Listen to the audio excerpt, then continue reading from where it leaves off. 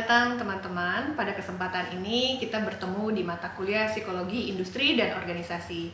Mata kuliah ini mempunyai tujuan agar mahasiswa dapat memahami dan menganalisis konsep-konsep di mana mampu meningkatkan kinerja, produktivitas, serta keberhasilan organisasi secara keseluruhan. Hari ini kita akan membahas materi pertama dari Psikologi Industri Organisasi. Ada yang bisa menebak kita akan membahas apa? Ya, hari ini kita akan membahas tentang konsep dasar dari psikologi industri dan organisasi. Pada materi ini, kita akan membahas beberapa aspek PIO, mulai dari deskripsi, tujuan, ruang lingkup, manfaat, kaitan dengan ilmu yang lain, hubungannya dengan perilaku organisasi, dengan manajemen sumber daya manusia, bidang cakupannya, dan tokoh penting di dalam PIO. Kemudian setelah itu akan ada penjelasan mengenai perencanaan SDM yang meliputi kegiatan perencanaan, rekrutmen, seleksi, penarikan, aktivitas human resources management. Oke, pertama, ketika teman-teman mendengar psikologi industri organisasi, apa sih yang ada di benak Anda? Oke, bisa mengenai keadaan internal organisasi, mengenai SDM dalam sebuah organisasi, atau mungkin karakter yang dimiliki pelaku organisasi.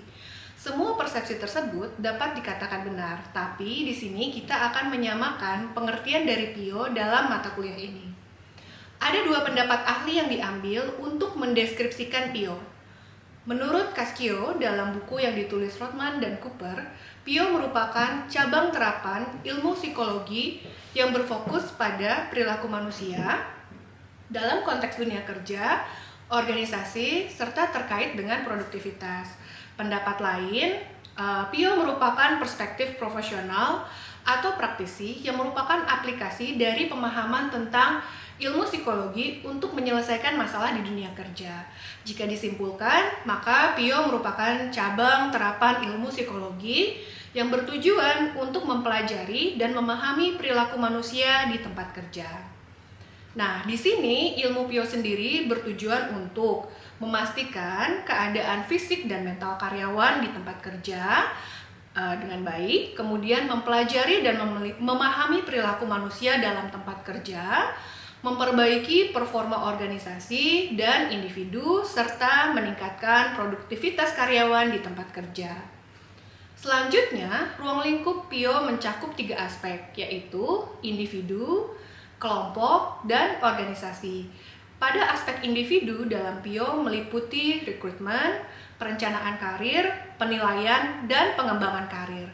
Aspek kelompok mulai dari dinamika, proses, dan komunikasi yang terjadi di dalam suatu kelompok.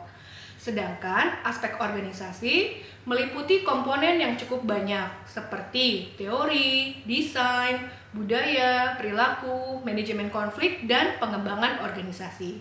Setelah melihat tujuan dan ruang lingkupnya, maka dapat dikatakan PIO bermanfaat untuk membantu organisasi dan perusahaan dalam mencapai tujuan, memenuhi kebutuhan individu dan kebutuhan organisasi, meningkatkan kemampuan individu dan mengembangkan perusahaan, serta menjamin kesejahteraan tenaga kerja dengan memperhatikan kepuasan kerja.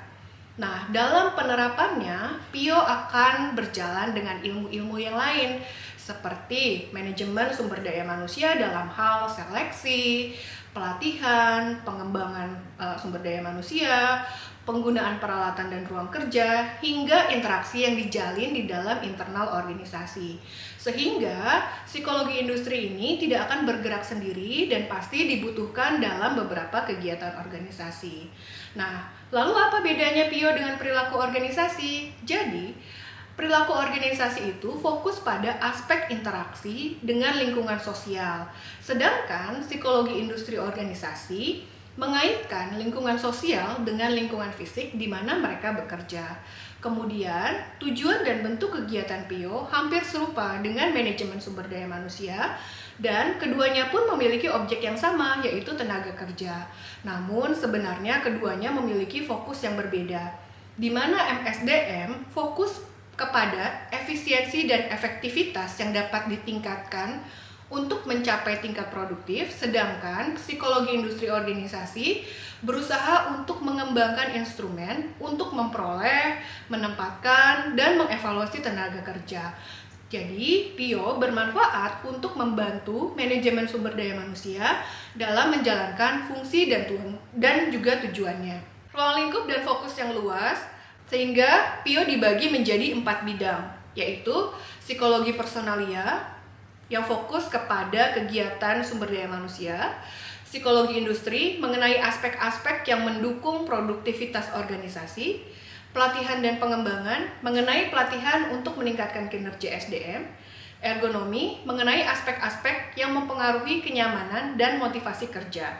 Nah, dalam perjalanan ilmu PIO terdapat tokoh-tokoh ternama seperti Frederick W. Taylor, seorang insinyur mekanik yang menulis buku tentang efisiensi organisasi. Kemudian ada juga Hugo Moseberg, seorang psikolog yang menghubungkan psikologi dengan pekerjaan dan organisasi. Salah satu kegiatan yang menggunakan ilmu PIO adalah perencanaan sumber daya manusia. Di sini teman-teman sudah familiar ya dengan istilahnya. Kegiatan ini pada dasarnya merupakan perencanaan, yaitu pengambilan keputusan untuk dilakukan di masa yang akan datang. Sehingga perencanaan SDM merupakan proses menentukan kebutuhan SDM yang dilakukan secara kuantitatif maupun kualitatif sesuai kebutuhan organisasi. Dan dalam perencanaan SDM ini dapat dibagi menjadi 4 tahap. Pertama, penyediaan SDM dilakukan dengan rekrutmen, seleksi, dan kemudian menempatkan SDM tersebut. Kemudian yang kedua adalah memperkirakan penawaran dan permintaan SDM dari departemen yang ada di dalam organisasi melalui mutasi, promosi, dan juga PHK. Kemudian yang ketiga adalah meningkatkan mutu SDM dengan pelatihan dan pengembangan. Yang keempat adalah evaluasi SDM dengan penilaian kinerja. Dalam penyediaan SDM, yang pertama dilakukan adalah rekrutmen, yaitu tahap yang sangat mempengaruhi kualitas SDM yang akan dimiliki. Karena dalam tahap ini, perusahaan menentukan spesifikasi dari SDM untuk direkrut. Nah, rekrutmen tidak hanya dilakukan untuk mencari karyawan yang memenuhi kebutuhan saat ini, tapi juga di masa yang akan datang. Rekrutmen sendiri dapat bersumber dari internal perusahaan melalui mutasi, promosi, atau demosi, dan juga dapat bersumber dari luar perusahaan dengan membuka lowongan kerja. Selanjutnya, lebih dalam tentang rekrutmen dengan mengidentifikasi kelebihan dan kekurangan dari kedua jenis rekrutmen ini. Setelah rekrutmen, perusahaan harus menyeleksi pelamar kerja yang layak diterima. Menurut Werther, proses seleksi dimulai dari pelamar kerja melamar pekerjaan hingga perusahaan memiliki keputusan untuk menerima SDM tersebut. Proses seleksi mempertimbangkan 4 komponen, diantaranya adalah kuantitas tenaga kerja, kualifikasi tenaga kerja, kualifikasi beberapa calon kerja, dan alat-alat seleksi yang bergantung kepada kebutuhan perusahaan. Nah, supaya lebih mudah untuk memahaminya, di sini terdapat ilustrasi mengenai proses penarikan sumber daya manusia.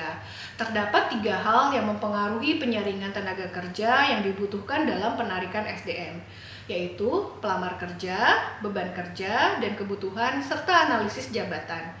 Ketika sudah ada spesifikasi kebutuhan SDM dan alat seleksi yang diperlukan, maka perusahaan akan mencari SDM yang sesuai dengan kualifikasinya dan berhasil dalam setiap tahapan rekrutmen. Jadi, tadi adalah kerangka penarikan sumber daya manusia. Sekarang teman-teman lihat adalah kegiatan Human Resources Management ketika proses rekrutmen, yaitu mulai dari analisis jabatan dan rencana SDM, proses seleksi, hingga kegiatan SDM mulai dari orientasi, rencana karir, pemberian kompensasi, dan juga asesmen. Seperti yang disebutkan sebelumnya, alat seleksi di perusahaan dapat berbeda sesuai dengan kebutuhan perusahaan sendiri. Biasanya dimulai dengan psikotes, wawancara, dan juga ada medical check-up untuk calon karyawan. Teman-teman, tadi merupakan bagian terakhir dari materi konsep dasar psikologi industri dan organisasi. Semoga dapat dipahami dan menjadi ilmu yang bermanfaat ya. Mohon maaf apabila ada kekurangan dan terima kasih telah mengikuti perkuliahan ini. Sampai jumpa di materi selanjutnya.